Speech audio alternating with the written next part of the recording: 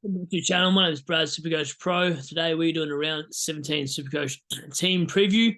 Now, going into the round, we weren't going to make any trades. We're going to hold on to Clary. But then I decided, once I heard the news of Dunkley being out, that it's probably time to move Clary on. And given that he's a 3 to 4 week wait with another hamstring issue, which I actually think is a load of BS, to be honest. I'm thinking it's something else through a third strike, which is actually a 12-week ban. If you don't know what I mean by a 12-week ban for a third strike, look it up. I don't want to get canned. So I think it's something a little bit more sinister than what's going on here with his hammy. I'm not saying the rumors are true to what I'm thinking it could be from Twitter.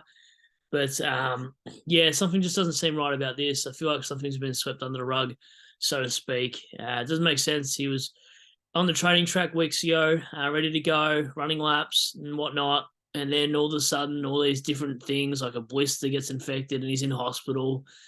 It just doesn't seem right to me. So, yep, I didn't have the crystal ball like some of you geniuses that did and traded him out passive-aggressively, which I probably should have too in hindsight, but that's hindsight. So what do you do, honestly? So what are we doing with Oliver? Well, this is the biggest issue too. Cameron's not playing either. So I've got no real option but to trade Oliver out. Dunkley's a 1 to 2 week. Melican, I'm going to loophole tonight against Richmond and then see what happens from there. But essentially, we're playing two primos on the bench. Now, you can call Jeremy Cameron a fake primo if you want, but have a look at his scoring before his injury. And he actually wasn't too bad.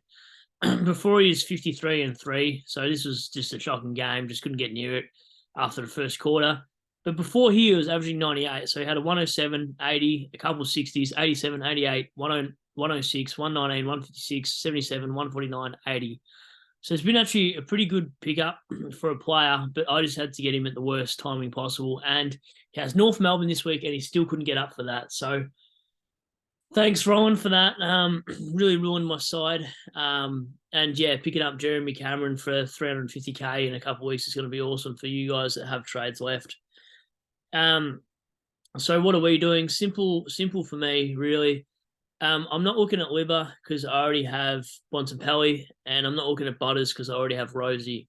So it's simple as that. And well, total points explains it. Averages, Christian Petrarca is it. Libba, like I said, I don't want to be locked out of captaining another option, and Melbourne got a decent run. So he's a player I've wanted to have for quite some time. You know, he's a player that could have kicked 4 goals last week, had to be kicked straight.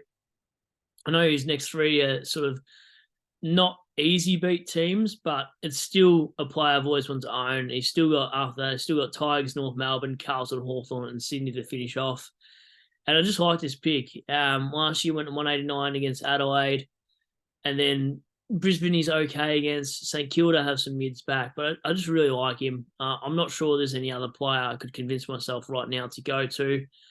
Sarong's been under a bit of an injury cloud of late, and I've sort of been a little bit hesitant to bring in players like that when I've only got one trade left after this week. He's 5-round average. Maybe I should look at that, actually, before we lock in the big man himself. So 3-round average is actually Chera, but would you really pick Chera, honestly? 129 average. That is tempting, though. Do we convince ourselves to pick an absolute pod and ruin our side if he gets injured or something stupid? We could do it. We could honestly do it.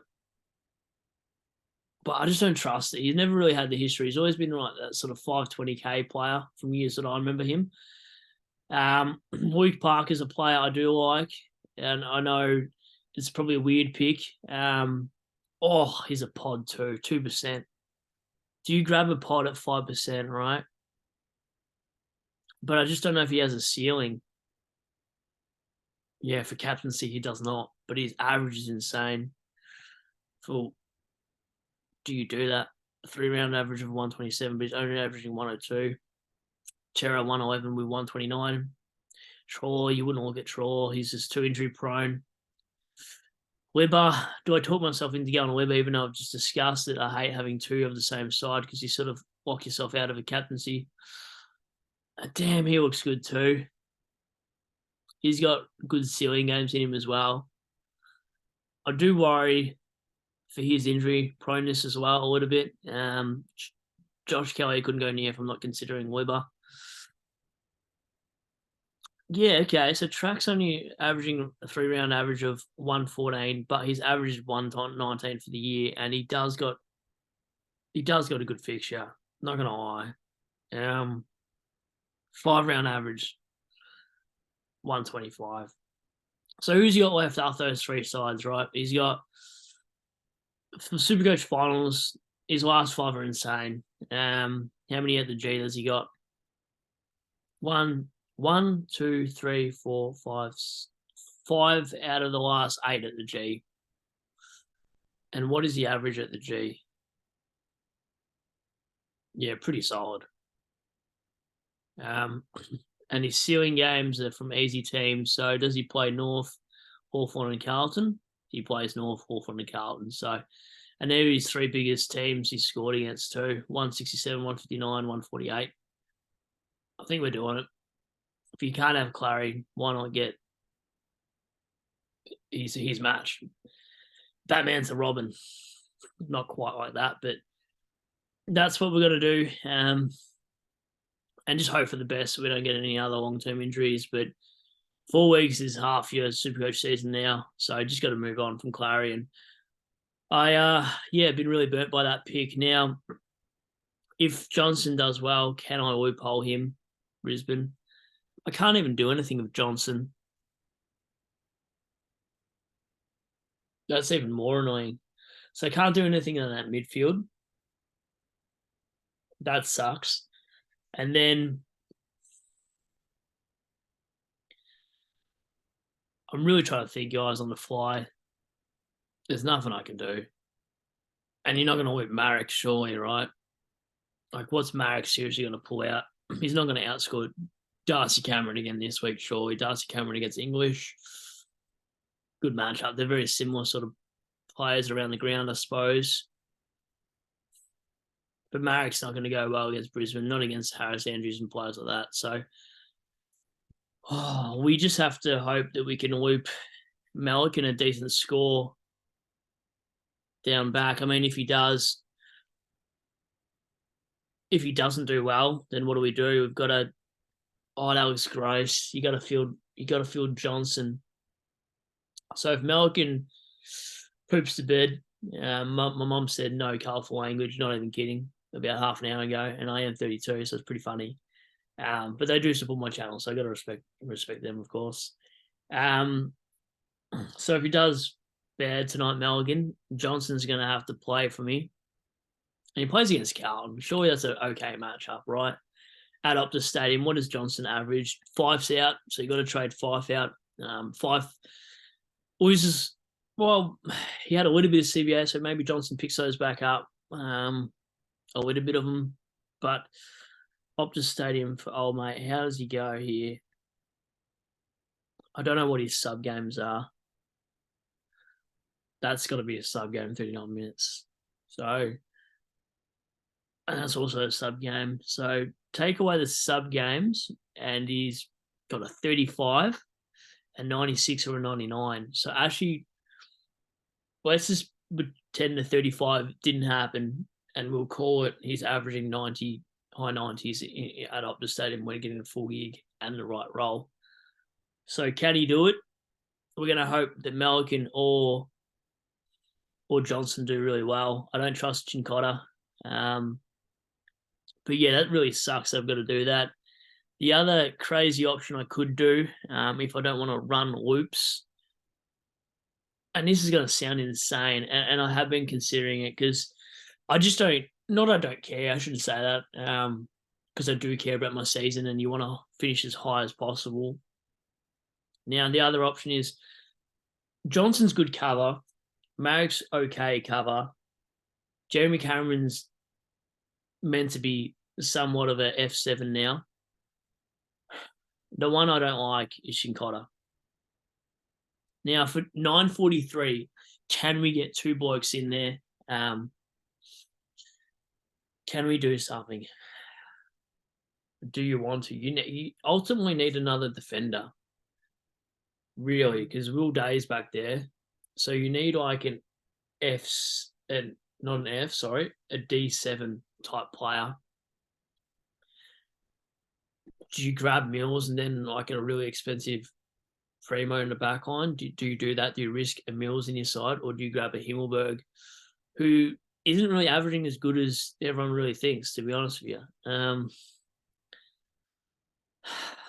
Do you? I don't even know. Maybe you guys can tell me. I couldn't grab Sis. I don't trust the bloke.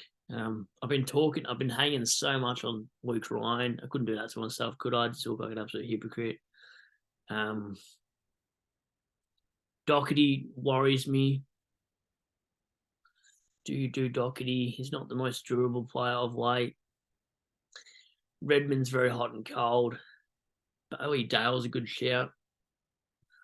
If you went Bailey Dale, who are you left with? Come on, Supercoach. Don't get mad at me for bringing in Bailey Dale. Oh, you got 415. Millsy, baby. Do we bring you in? Oh. Do you do something like this? Do you just be quite ridiculous?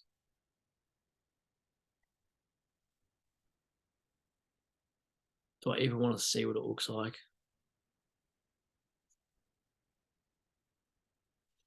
You're getting 2 Primos, but then you got no trades.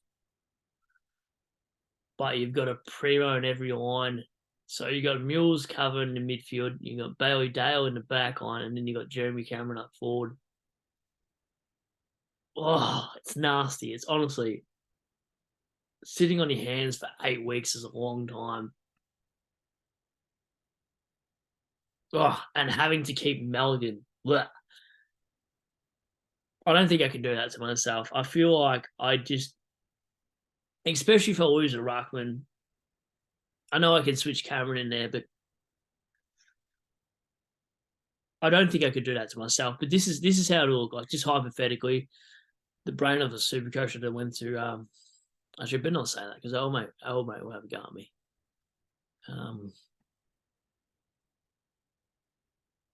Will Day's cover.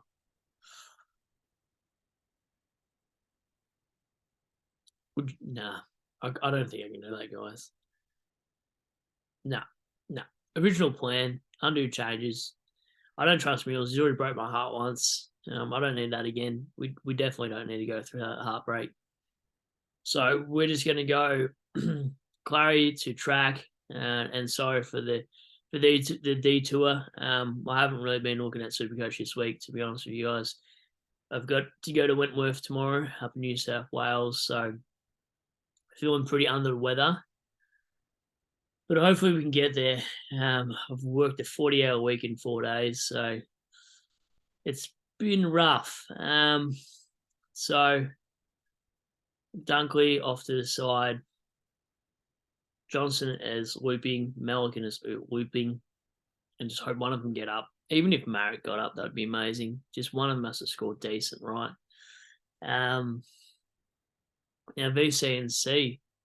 Richmond weak points. I definitely get that. And what are my loops? So my loops, I can't rely on Shinkoda to be a loop. My loop is really Gold Coast. Or Geelong, really. I mean, Geelong, because of Jeremy Cameron, he's not named. So that's a given. No point putting an emergency on McAndrew. He's useless. He was a bad trading. But what are we doing? Do we just play it safe? And I don't trust Fags if they're pumping West Coast. I don't want Neil to be on like 110 and subbed off at 3/4 time because they're up by 120 points. I just can't trust Fag enough. He's scared the heck out of me. I can't trust Laird because he's a downhill skier. But he plays Essendon. Do you put TRAC on debut because you're just an animal? Bonson Pelly. I don't even know who to pick, honestly. And I don't want to go too early. I don't want early, whatever that means. Surely Neil against West Coast, right? Neil into Merritt. Merritt's in form. Adelaide don't tag. I don't trust Goulden. I think the Tigers actually win tonight. All right, if any of you guys are stuck around, sorry for the bit of a, just too much thinking here. So, footy tips before I go. Obviously, VC and C is already, as you can see, tipping Tigers tonight. I tip Collingwood, Brisbane, Giants.